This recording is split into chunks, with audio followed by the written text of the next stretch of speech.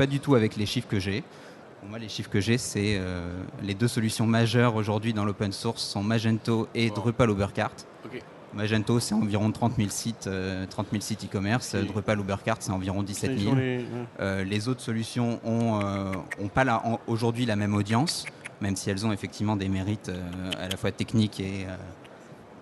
Bon, donc aujourd'hui, les deux solutions majeures sont bien ces deux. Je pense qu'on va passer aux questions dans le public, parce que là, on arrive à des petits problèmes de positionnement qui vont devenir totalement incompréhensibles pour les trois quarts des gens qui sont ici. Donc là, n'hésitez pas à poser des questions précises sur vos attentes, vos besoins, et puis on aura des réponses. Allez-y, monsieur, allez-y. Bonjour. J'aimerais savoir, juste par rapport aux solutions que vous proposez, en fait, quelle solution est utilisée par les acteurs majeurs donc de l'e-commerce en France notamment. Je sais pas, je parlerai de rue du commerce. Je ne sais pas si c'est une solution propriétaire ou les autres. Enfin, voilà. Donc, ce qu'on constate en France par rapport aux États-Unis, justement. J'ai des noms. Je te laisserai annoncer les noms ensuite. Juste une remarque très généraliste pour répondre à votre question. C'est que en France, les grands acteurs de l'e-commerce, justement, ont beaucoup plus tendance à faire ce qu'on appelle du spécifique, à savoir à ne pas utiliser de solutions pré-packagées qui correspondent à l'ensemble de leurs besoins, mais plutôt à faire du développement, ce qu'on appelle from scratch, à savoir de développer tout de A à Z. Contrairement sans doute aux États-Unis, où on a une prédominance beaucoup plus importante de solutions d'e-commerce, qui sont souvent plus des solutions propriétaires, bien qu'aujourd'hui les solutions open source de plus en plus offrent des besoins ou des fonctionnalités très largement comparables et même supérieures. Donc je vais laisser... Mais moi, ce qui m'intéresse, c'est de savoir si vos solutions sont utilisées par des acteurs majeurs. Je vais laisser Jérémy vous répondre sur cette question, il a les chiffres. Moi, personnellement, pour Magento, j'en connais. Après, le reste, je ne sais pas. Mais on va parler en millions d'euros. Je ne les connais pas exactement, les CA. Mais on a Smartbox, les coffrets cadeaux, Wonderbox, on a JTM, on a Téléshopping. On a à peu près, enfin bon là je parle pour les sites e-commerce en France. On a du Wonderbox. Bon après quoi, je dirais que c'est pas, le côté majeur des solutions, parce que bon le marché il s'étend quand même vers les TPE et les PME et ça c'est hyper important. Mais il faut savoir aujourd'hui on parle d'open source et bon ça reste à la portée de chaque personne avec un bon projet et des bonnes idées. C'est bien de savoir qu'il y a des gros. Et en termes de performance, donc je vais rebondir parce qu'on ne fait pas la guéguerre non plus des solutions. Dans Magento, on a essayé de mettre un modèle marketing hyper puissant. Que les autres solutions open source ont mis beaucoup de temps ou même pas encore en place.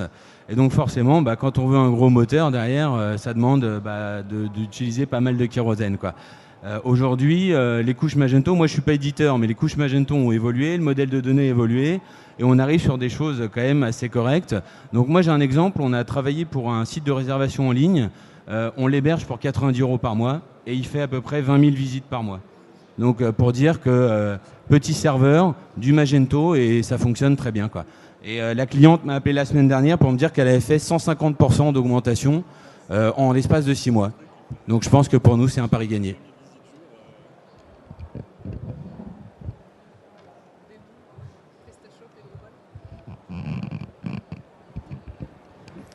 PrestaShop est utilisé aujourd'hui par Peugeot pour Peugeot Sport. Ils ont fait une interface SAP et donc toutes les pièces détachées en fait, de voitures de sport Peugeot sont en vente sur ce mécanisme-là. Il y a des marques, il y a le groupe Zanier, le groupe Z qui l'utilise pour Melijo, pour tartines et chocolat. Le groupe Zanier, c'est un grand groupe dans la vente d'habillement en France. Donc c'est eux qui font souvent plusieurs milliers de commandes par jour sur des boutiques pré-RestaShop.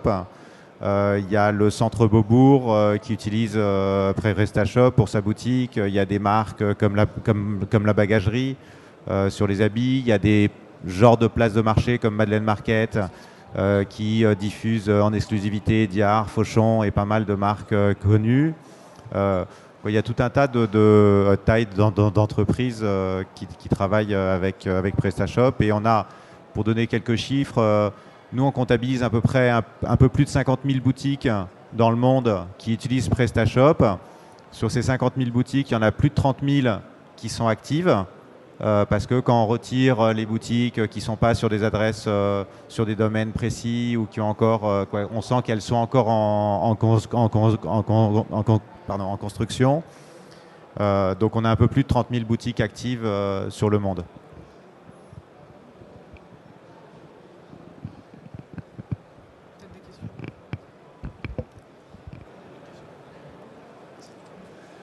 Bonjour. J'aimerais savoir, première question sur la géolocalisation des contacts en ligne. C'est-à-dire savoir si on est bon ou pas de point de vue marketing dans des lieux géographiques précis.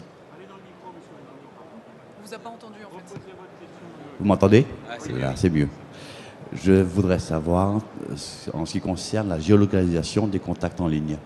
C'est-à-dire si savoir d'un point de vue marketing commercial, on est bon dans certains lieux géographiques, dans certaines régions ou pas. Sauf si quelqu'un veut répondre, je ne suis pas sûre totalement de saisir la portée de votre question.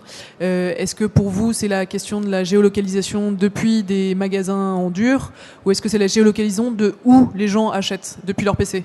Voilà, où sont situés les PC, pour savoir si on a bien communiqué dans une région ou une autre. Tout à fait, ça c'est une indication qui est fournie de manière très simple par les outils statistiques utilisés. Et donc tous les outils statistiques aujourd'hui proposent la géolocalisation de où les gens ont acheté. D'accord. Voilà. Ça, c'était la première question. Deuxième question, c'est le règlement en ligne. Une bonne partie des gens ne commandent pas en ligne, justement, concernant des craintes ou en sécurité, concernant les règlements. Est-ce qu'il y a des normes qui vont sortir pour, justement, rassurer la clientèle pour les achats en ligne? Aujourd'hui, il y a quand même pas mal de choses, notamment Fianet, côté e-marchand. Hein. Côté e-marchand ou côté client? Côté client. Parce qu'après, côté client, je dirais que c'est de la com. Hein. Après, c'est notre boulot de faire ça. Mais je dirais qu'il y a plus de chances de se faire braquer en allant au DAB que de payer sur Internet. Ça, il faut le savoir, c'est véridique, quoi. Donc aujourd'hui, il faut pas. Il y a certaines cibles, notamment on en parlait tout à l'heure quand vous recevez le petit mail, allez vous connecter sur les sites bancaires ou sur PayPal où on vous envoie des fausses pages pour aller communiquer vos numéros de carte de crédit. Donc bon, c'est assez délicat, mais ça, je dirais, on va dire, ça reste un peu presque du babysitting, quoi. Maintenant, côté e-marchand, on fait quand même pas mal de choses pour le client, notamment le Receive and Pay. Il y a quand même des garanties maintenant, je dirais, aussi et pour le client et pour le e-marchand. Notamment le fait de payer sa commande qu'une fois qu'on l'a reçue, quoi. Et ça, c'est important. Ça s'appelle le Receive and Pay et c'est quelque chose qui fonctionne pas mal, quoi. Bon, merci. Et la troisième question concerne donc tout ce qui est intégration dans les logiciels de gestion, comptabilité, etc. ou voire export en CSV pour l'intégration directement dans les logiciels de compta que les experts comptables ont et en général, ils n'aiment pas changer. Donc, comme je disais tout à l'heure, nous, c'est le métier d'Altic de base.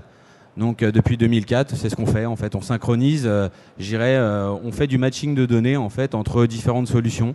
Et donc là, notamment pour Magento et un outil de gestion commerciale, on met une couche avec l'ETL Talend entre les deux et on travaille entre les différentes API ou les différentes bases de données pour récupérer vos commandes, vos reliquats, et que ça soit B2B ou B2C. Enfin voilà, c'est notre métier, quoi. Sur ce point-là des interconnexions, c'est maintenant toutes les solutions ont des systèmes de modules et plus elles sont utilisées, plus il y a de modules qui sont développés pour les solutions et pour les interfaçages. Et finalement, c'est les mêmes problématiques pour tous les marchands de se connecter à leur banque, de se connecter sur les logisticiens, de se connecter sur les logiciels. Et donc, on commence à trouver des solutions qui fonctionnent bien. Sur la sécurité en ligne, des achats, il y a encore, à mon avis, beaucoup de progrès à faire. Moi, la solution que je préconise depuis longtemps, ça serait de recevoir un email à chaque fois qu'il y a un débit sur votre carte de crédit. Malheureusement, il n'y a aucune banque qui propose ça. Ça serait tout bête et on a un lien pour voir ce qu'on a acheté. Mais bon, aujourd'hui, ça n'existe pas. On a les solutions open source peuvent générer des problématiques de gens qui font des fausses boutiques. Ils ont fermé il n'y a pas longtemps en Angleterre près de 2000 boutiques qui étaient déposées en CEO UK, qui étaient très bien faites, très belles, qui vendaient plein de produits. Et on peut être en Receive and Pay, on peut mettre tous les logos qu'on veut. mais derrière, on peut prendre votre numéro de carte de crédit et acheter autre chose avec votre numéro de carte de crédit.